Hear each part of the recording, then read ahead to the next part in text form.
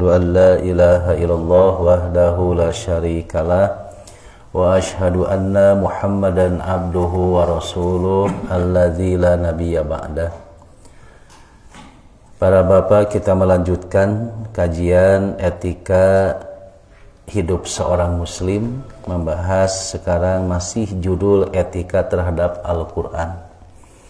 Masuk pada pembahasan poin yang ke-10 hadisnya, yaitu Al-Quran akan memberikan syafaat di hari akhir. Kalau berbicara masalah syafaat, tentu ini adalah ungkapan yang tidak asing lagi di telinga kita. Syafaat suka diartikan pertolongan, atau asal bahasanya syafaat itu artinya menggenapkan. Ketika seseorang dia itu datang ke akhirat, kemudian amalnya itu ada dalam keadaan kekurangan, maka akan diberikan atau disempurnakan amalnya itu.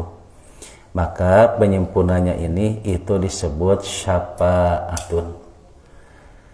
Nah, makanya untuk itu selama ini pun kita sering mendengar bahwa nanti di akhirat yang akan memberikan syafaat kepada kita itu adalah Rasulullah Sallallahu Alaihi Wasallam.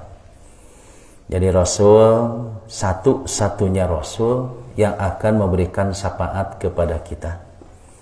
Nabi Adam tidak bisa memberikan syafaat karena pernah melakukan kesalahan. Dilarang untuk mendekati sebuah pohon, tapi oleh Nabi Adam dilanggar. Kemudian begitupun Nabi Nuh tidak bisa memberikan syafaat karena pernah mendoakan kehancuran untuk kaumnya. Begitu pula Nabi Musa, Nabi Ibrahim, Nabi Isa tidak bisa memberikan syafaat kepada umat manusia. Tapi yang diberikan kemampuan untuk memberikan syafaat adalah Rasulullah Sallallahu Alaihi Wasallam. Makanya pada saat itu Nabi memberikan syafaat kepada seluruh umat nabi-nabi yang lainnya. Makanya alangkah ruginya saat kita mengaku sebagai umat Rasulullah Sallallahu Alaihi Wasallam tapi tidak mendapatkan syafaat dari beliau. Ai umat nusanes pak kenging syafaat, ari umat Islam itu yang rugi itu. Makanya diantara untuk mendapatkan syafaat itu diantaranya sering menjawab adzan segitu. Oke, jadi jawablah adzan, kemudian setelah itu berdoa, maka Nabi menyatakan halat lahu syafaati yaumal qiyamah, layak dia mendapatkan syafaatku nanti pada hari kiamat.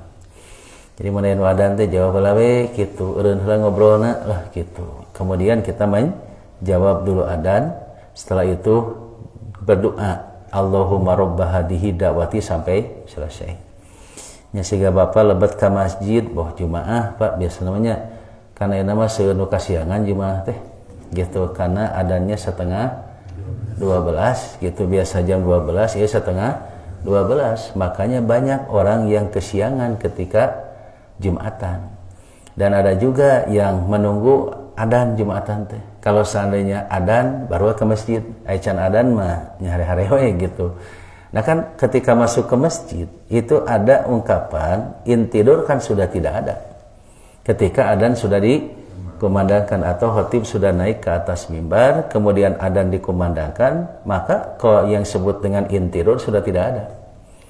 Nah maka yang nanti berlaku adalah sholat tahiyatul masjid, itu pun kalau kebagiannya di dalam masjid gitu. Jadi teras masjid mata ayat tahiyatul masjid gitu. Nah kemudian sebelum tahiyatul masjid kita berdiri. Kenapa berdiri? Mendengarkan dulu, menjawab dulu adzan. Hari kitu mah Pak, dari ngadeg nungan adzan beres main HP, buat apa tuh berdiri? Tidak menjawab adzan, atau sama-sama berdiri duaan ngobrol gitu. Jadi nanaonan atuh ngadeg.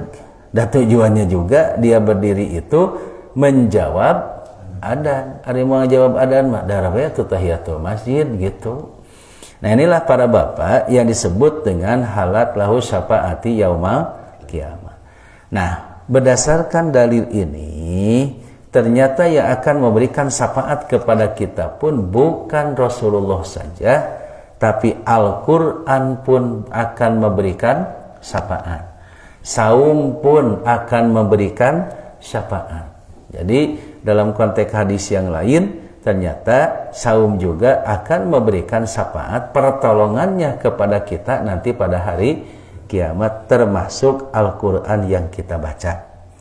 Makanya di sini salah seorang sahabat Rasulullah Shallallahu Alaihi Wasallam yang bernama Abi Umamah Al-Bahili radhiyallahu an, ia berkata, sami'tu Rasulullah sallallahu alaihi wasallam yaqulu, aku mendengar Rasulullah sallallahu alaihi wasallam bersabda, iqra'ul qur'ana fa innahu ya'ti yaumal qiyamah syafi'an li ashabihi. Bacalah oleh kalian Al-Qur'an, sebab Al-Quran itu nanti pada hari kiamat akan datang syafi'an, memberikan syafaat, li ashabihi, kepada siapa? Kepada yang membacanya. Nah, di sini Rasulullah Shallallahu Alaihi Wasallam memberikan penegasan, ternyata Al-Quran apabila kita itu membacanya, maka Quran yang dibaca itu akan memberikan syafaat, pertolongan pada kita nanti pada hari kiamat. Karena kita butuh Pak yang menolong kita, mengandalkan amal kita yang kemarin sudah disampaikan, usia 60 tahun saja gitu. Kalaulah sampai 60 tahun itu adalah usia senior sebetulnya. Usia 60 tahun mah asak-asakna gitu. Makanya kenapa ketika seseorang itu 60 tahun kemudian dia itu masih melakukan perbuatan maksiat, maka alasannya tidak akan pernah diterima oleh Allah nanti pada hari kiamat. Kenapa? Udah diberikan oleh Allah panjang usia sampai 60 tahun tapi masih juga melakukan perbuatan maksiat, apalagi 70 tahun. Oh, eta mah tos langkung teh senior atuh 70 tahun mah. Nu 60 tahun saja dianggap senior, apalagi sampai 70 tahun sampai 80 tahun. Karena itu kalau sudah sampai 60 tahun ini harus menjadi perhatian. Jadi 60 tahun itu adalah usia keemasan seseorang untuk lebih taat lagi kepada Allah Subhanahu wa ta'ala. Nah, makanya Pak, dengan amal yang kita lakukan itu kan tetap butuh pertolongan dari yang lainnya. Di antaranya pertolongan dari Al-Quran. Makanya jadikan Quran itu sebagai bacaan bagi kita yang alhamdulillahnya itu selalu dibaca tiap subuh seayat, diterjemahkan, kemudian ditanamkan pemahaman. Nah, inilah bapak-bapak yang disebut dengan kebahagiaan bagi kita, walaupun nu dihartoskeun saayat, dipahami saayat, maka itu lebih apa istilahnya bermanfaat juga. Komo lawan sadinten sajuz diterjemahkeun jeung hartos gitu. Tapi rata-rata jarang nu sajuz diterjemahkeunnya. Jadi nu terjemahkeun mah ayat we gitu. Karena orang kadang-kadang mengejar kaitan dengan bentuk ungkapan membacanya. Makanya nanti di bawah adab terhadap Al-Quran itu ada tadaburilah isi kandungan Al-Quran. Itu nanti ada di bawah Pak. Kemudian kedua, Nabi menyatakan Iqra'ul Qur'an az-Zahrawaini. Sabda Nabi, bacalah Al-Quran dua yang bersinar terang. Apa yang dimaksud? Satu, Al-Baqarah wa suratu Ali Imran. Jadi dua yang bersinar terang itu seperti matahari dan bulan. Apa suratnya? Satu Al-Baqarah, yang kedua surat Ali Imran. Jadi Al-Baqarah dengan Ali Imran itu seperti matahari dan bulan. Nah, kenapa fa innahuma ta'tiyani yaumal qiyamati? Ya, karena sesungguhnya keduanya akan datang pada hari kiamat ka'annahuma gomatani au ka'annahuma goyabatani. Maka kata Nabi, seolah-olah keduanya itu menjadi perisai dari api neraka.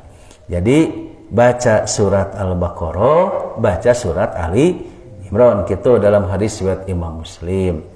Bagaimana surat ini itu akan menjadi perisai dari siksa api neraka? Apakah cukup hanya sekedar dibaca saja? Tidak, Pak. Maka dalam surat Al-Baqarah itu surat yang ayatnya yang paling banyak, sampai 286 ayat. Di surat Al-Baqarah dari mulai masalah akidah, masalah ibadah, masalah akhlak, masalah muamalah itu dibahas di dalam surat Al-Baqarah. Makanya di dalam surat Al-Baqarah ini, kalaulah kita membaca dan memahami, lalu muncul satu bentuk pemahaman, pengamalan, nah akan jadi perisai nanti dari siksa api neraka. Jadi perisainya itu bukan sekedar bacaannya, tapi harus diamalkan.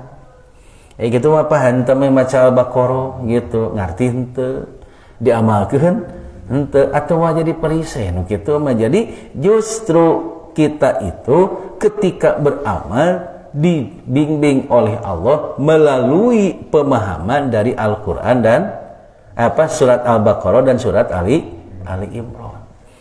Coba aja Pak, di dalam surat Al-Baqarah itu diawalinya dengan bentuk kalimat alif lam mim. Ali Imran alif lam mim. Gitu. Di surat Al-Baqarah mengawali menjelaskan tentang masalah Al-Qur'an. Ali Imran kan diawali dengan kalimat tauhid. Alif lam mim, Allahu la ilaha illa huwal hayyul qayyum nazzala alaikal kitaba bil haqqi. Berarti artinya di Al-Baqarah menjelaskan tentang Quran, fungsinya hudalil muttaqin. Di surat Ali Imran awalnya itu menjelaskan tentang ungkapan tauhid yang kesananya menjelaskan juga tentang Al-Quran. Makanya kan di Ali Imran lebih jelas Pak kaitan dengan Quran, kemudian Taurat dan Injil dijelaskan di sana. Jadi artinya yang disebut dengan intisarinya dalam surat Al-Baqarah dan Ali Imran itu mengarahkan kepada kita supaya lebih memahami Al-Quran yang diturunkan oleh Allah pada Rasulullah Sallallahu Alaihi Wasallam. Nah di sini yang disebut dengan bentuk ungkapan nanti akan menjadi syafaat pada hari kiamat. Bapak-bapak ada Al-Baqarah tamat wae tiap Ramadan mah. Itunya hari ibu-ibu mah 30 juz, urang mah Al-Baqarah we kitu ali dina tiap Ramadan teh. Jadi nu tamat teh bukan 30 juznya, tapi sampai Al-Baqarah we tangke we Ramadan salajengna Al-Baqarah deui we gitu kan Pak.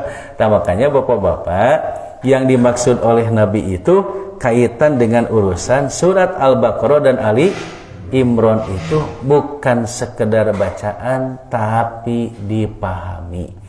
Makanya kalimat Iqra'ul Qur'ana Zahrawaini itu akan menjadi goma matani, menjadi perisai bagi kita jika kita mampu untuk mengamalkannya. Makanya Pak di Al-Baqarah menjelaskan kisah Bani Israil, kumaha kalakuan tah Bani Israil teh.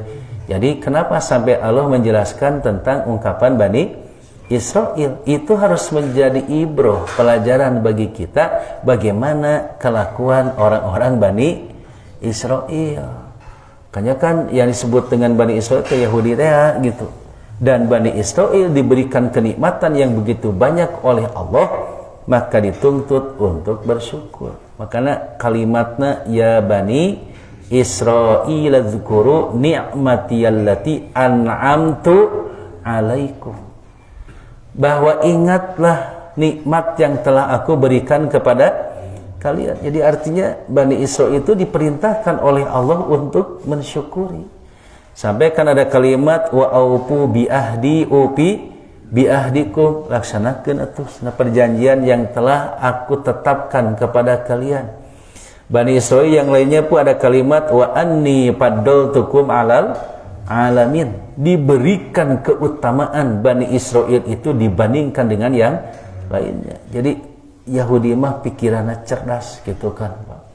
Yahudi mah pikiranna hebat gitu. Kenapa? Itu anugerah yang Allah berikan kepada Bani Israel. Kan ieu teh Pak ayat teh ditujukan kepada Bani Israel.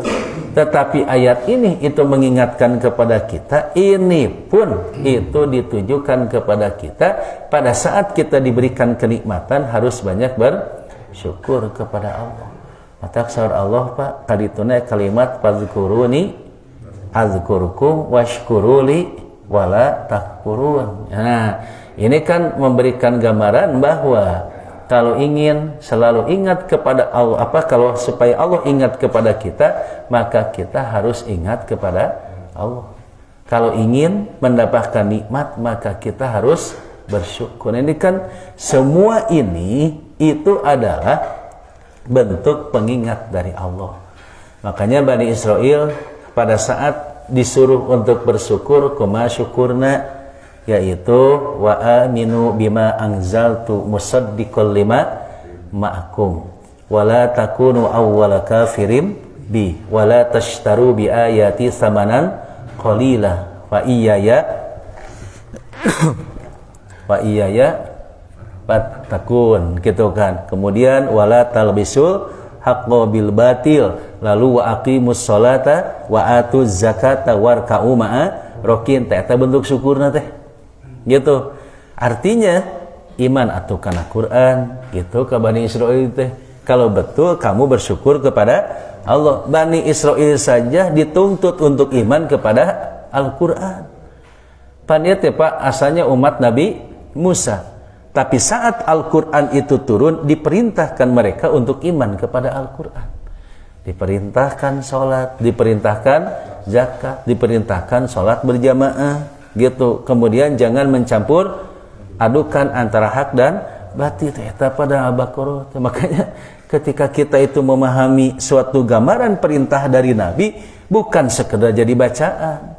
Ya menjadi tuntun tiap hari baca Al-Baqarah, enjingna Ali Imran, enjingna di Al-Baqarah, enjingna Ali Imran. Ini jadi perisai bagi saya nanti dari siksa api neraka. Pertanyaannya ngertiin gitu aja.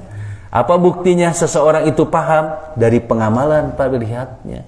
Jadi pahamnya seseorang itu sebetulnya bukan dari hafalannya, tapi pahamnya seseorang itu melihat dari pengamalannya. Itu apa yang dibutuhkan oleh Allah itu. Jadi bukan sekedar bacaan, tapi beda orang ketika mengamalkan Al-Quran itu dari ucapan dan perbuatannya itu akan ada dalam keadaan berbeda. Nah ini nanti kalaulah kita melakukan hal yang seperti ini, maka Quran itu akan menjadi syafaat bagi kita nanti pada hari kiamat. Jadi kan kalimat pertama Pak umum ya, Iqra'ul Quran fa innahu ya'ti yaumal qiyamah syafi'an li ashabihi. Nah itu umum termasuk baca Al-Quran kata Nabi. Kemudian dimasukkan, dihususkan oleh Nabi ada 2 surat, Al-Baqarah dan Ali Imran. Ali Imran teh 200 ayatnya. Jadi 200 ayat, Al-Baqarah 286 ayat. Sok baca kata Nabi, ini akan menjadi perisai atau penghalang nanti dari siksa api neraka. Nah nanti sudah diarahkan oleh Nabi, maka kita para bapak muncullah satu bentuk pemahaman siap untuk mengamalkan. Ngan hanya ka urang Al-Baqarah sareng Ali Imran teu acan. Sabab munur urang mati Anas kitunya mengkajina kitu. Ta Al-Baqarah sareng Ali Imran mah duka iraha ieu kabahasna. Karena sekarang anahal saja surat yang ke-16 belum selesai. Tangke sigana Al-Baqarah Ali Imran mah duga kayuswaan duka moanya nyateuna naon keur ieu we. Tapi ada bapak-bapak mah sudah biasa baca Al-Baqarah nya terus kata lalar atuh Al-Baqarah mah yaitu Al-Baqarah 286 ayat sakitu. Eta kata lalarnya Ali Imran 200 ayat tak kitu Pak. Jadi kita sudah biasalah membaca Al-Baqarah dan Ali Imran. Kan biasa Al-Baqarah mah 5 ayat pertama, 3 ayat terakhir. Data Al-Baqarah gitu kan Pak. Ali Imran juga sama, situ 5 ayat pertama, kemudian yang terakhir teh tengah-tengah teh anu ti 180 geuning. Nah itu inna fi khalqis samawati wal arapal nu eta mah kadituna we lebeng deui kitu. Rasa kitu ge tos lumayan ya. Kitu yang penting apa yang kita lakukan itu berdasarkan bimbingan dari Al-Qur'an, insyaallah Pak kita akan merasakan kesehatan batin. Orang itu kalau ingin nikmat hidup sehatkan batinnya. Buat apa sehat fisik kalau batinnya tidak sehat? Ada orang yang capek Pak fisiknya tapi batinnya sehat, maka rasa capek yang tadi itu tidak akan menjadi beban bagi dirinya. Jadi fisik mah capek ngan batinna sehat gitu. Kanyeri oge Pak ku batinna sehat mah tidak akan menjadi beban seperti yang dialami oleh siapa? Bilal ya. Bilal itu disiksa habis-habisan oleh Umayyah bin Khalaf, oleh orang-orang kafir Quraisy, tapi dah batinna sehat. Angger we ahad gitu. Kalau mengikuti kesakitan fisik mah atau Bilal bisa mengatakan lata wa uzza. Tapi karena walaupun fisiknya sakit tapi batinnya sehat, maka Bilal tetap mengatakan ahad we Pak, istiqomah we dina akidah. Tak itulah kesehatan batin yang harus terus dijaga. Apalagi nuju sepuh, maka nuju sepuh mah harus bisa menyehatkan batin gitu. Insyaallah batin itu akan bisa sehat dengan cara apa? Selalu mengkaji Al-Qur'an. Itu Pak adabiah terhadap Al-Qur'an kan diawet-awet we nya gitu. Sapados Bapak kitu masa hadis 2 mingguan ngapalkeun, tos apalnya tambah lagi hadisnya gitu. Tambah hadis lagi yang sudah hafal. Ya, begitu. Mudah-mudahan lah banyak Al-Qur'an yang kita baca itu akan menjadi syafaat bagi kita nanti pada hari kiamat. Insyaallah nanti bacalah Al-Qur'an di waktu siang dan malam, tinggal beberapa judul lagi adab terhadap Al-Quran selesai. Insyaallah nanti hari Senin kita dipertemukan kembali untuk melanjutkan kajian surat An-Nahl ayat 72 ya gitu ya gitu. Insyaallah itu hari Senin yang akan datang. Aqulu qauli hada wa astaghfirullaha li wa lakum. Wassalamualaikum warahmatullahi wabarakatuh.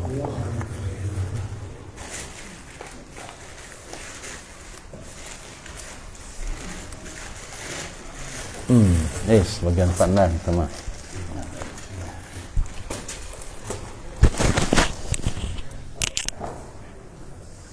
Kan selesai.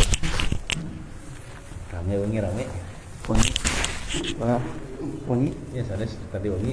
Dari siapa? Alasan dari itu? Oh, pengawasan Ustaz di Pancanaka. Hanya saya lagi Bu tadi wangi. Anjing-anjing. Oh, anjing. Udah dapat.